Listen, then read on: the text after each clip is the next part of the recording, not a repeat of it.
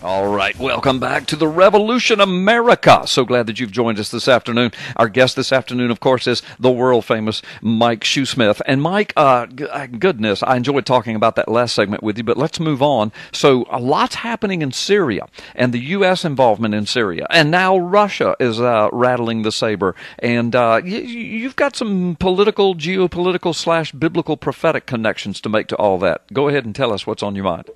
This is World War III we're looking at here, folks. We're looking at, Russia is arming the official government in Syria.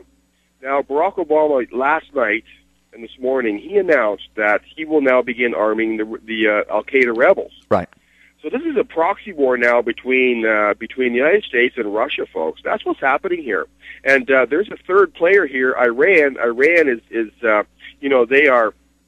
they have their men in there as well through the Hezbollah, they call it. You're right. So this is what we see happening over there right now. I mean, at a blistering pace, is a convergence of several Bible prophecies into one. And let me rattle them off here for you.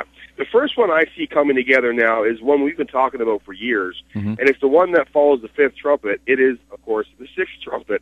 Right. And the sixth trumpet emanates out of the Euphrates River. Now, the Euphrates River is 65% owned by Iraq, and it says that this will emanate out of the Euphrates River. And, of course, the Iraqi territory sits in between, in the midst of all of that is right. Iraq, right. the Euphrates River. Right. The sixth trumpet will kill 1/3 of 200 million men, which is the prophesied participant count in this coming war. And there's exactly, and we don't have time to go into how I know all of this, but there is exactly 200 million men in the Middle East right now, and there are many ways to confirm that. 400 million men. 400 million is the population of the Middle East. Half of that is men. There is 200 million men in the Middle East right now, folks. This is amazing. This is numbers coming out of the Bible into the mainstream headlines today. Right. Isaiah 17:1 is the second one. Isaiah 17:1 says it's a burden for Damascus, that Damascus will no longer be a city any longer. It will become a ruinous heap. Well, I mean, Damascus is in the news every day. It's still a city. That prophecy will be fulfilled. It all looks like it will be fulfilled in this in this World War III event that we see forming out there today. And now we have a prophecy in Daniel 11. It says, tidings out of the north and the east will trouble him, and he will go forth with great fury and make away many. Tidings means intelligence information. Right. So here we have intelligence information streaming to the Pentagon, right into the Oval Office. Saying, okay, look, now we can come out and confirm that the Syrian government has used chemical weapons against its people. That was the red line drawn by Obama. But we knew that he used chemical weapons weeks ago. Well, what's been going on? Well, what we were saying was that Barack Obama is going to keep this as his ace in the hole if the scandals become too numerous. And he pulls out because, the American people, they have this thing about rallying around a wartime president, right? Right. So all of the headlines will become Syria, Syria, Syria. And what is Russia doing? And what's Syria doing? And what's Iran doing? And rather than what is Barack Obama doing? Right. This is a headline switch here. This is a wag the dog situation we have going on here. Right, right. It really is. Those are the tidings. Now, Syria, if that particular prophecy is Israel-centered, Syria sits north and east of Israel, by the way. Mm-hmm. So tidings out of the north and east will trouble him. He will go forth with great fury to make away many. We see that prophecy unfolding. Now, here comes the most spectacular one of all.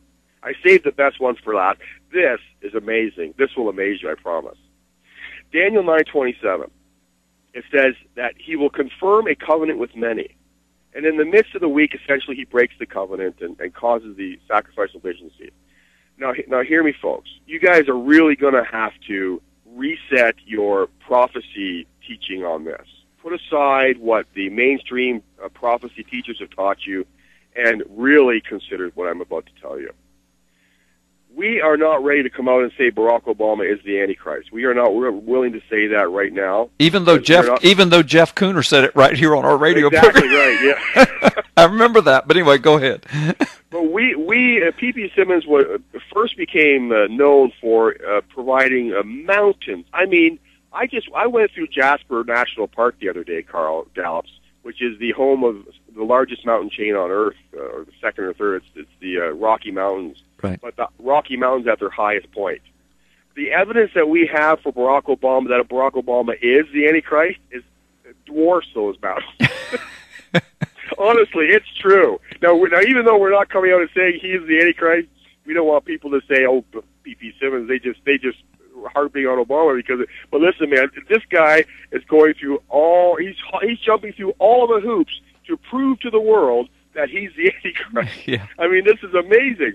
And here we have, now what happened in 2009 was Obama confirmed a covenant with the world. Now this prophecy, Daniel 9:27, says he will confirm a covenant with many for 1 week, and in the midst of the week he causes, okay, you guys have to study that for yourself. We're hurting for time here.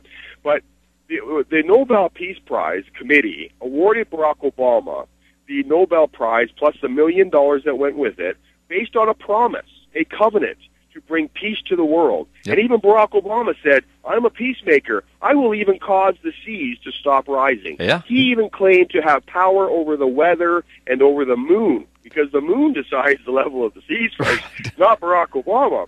But he went in front of cameras and says, "Look, now that you voted for me, the seas will stop rising." Yeah, he said it. He sure did. Okay, now, in the midst of the week, that was 3.5 years ago, folks.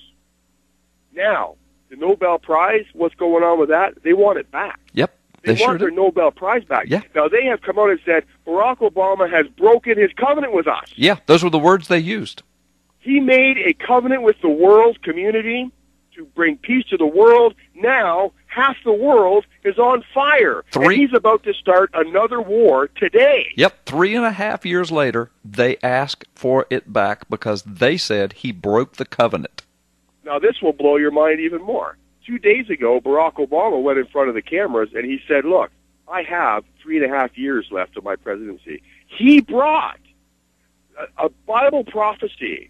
He made it come alive in his own life. He said, "Look, I've got 3.5 years left of my presidency, and I'm going to stick around and do this and that and this and that." What?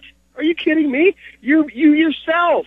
You are making yourself look like, if you're not the Antichrist Barack Obama, you are sure going through all the hoops to make it look like you are. Yeah. I mean, this is amazing, amazing stuff, folks. It does look like the end time is not coming. The end time is now. Prophetic fulfillments leaping off of the pages of the Bible and into your headlines, your newspapers, the internet, the mainstream media is reporting Bible prophecy every day. Yeah. This is amazing stuff. It is, Mike, and you took an hour and a half worth of material and put it in 5 minutes, and God bless you for that. And you talked about that sixth trumpet taking place along the Euphrates River, and that's, of course, what the Bible says. And the Euphrates River starts in Turkey, very near Russia, and runs through Turkey, Syria, Iraq, and then comes out into the Gulf right at the border of Iran.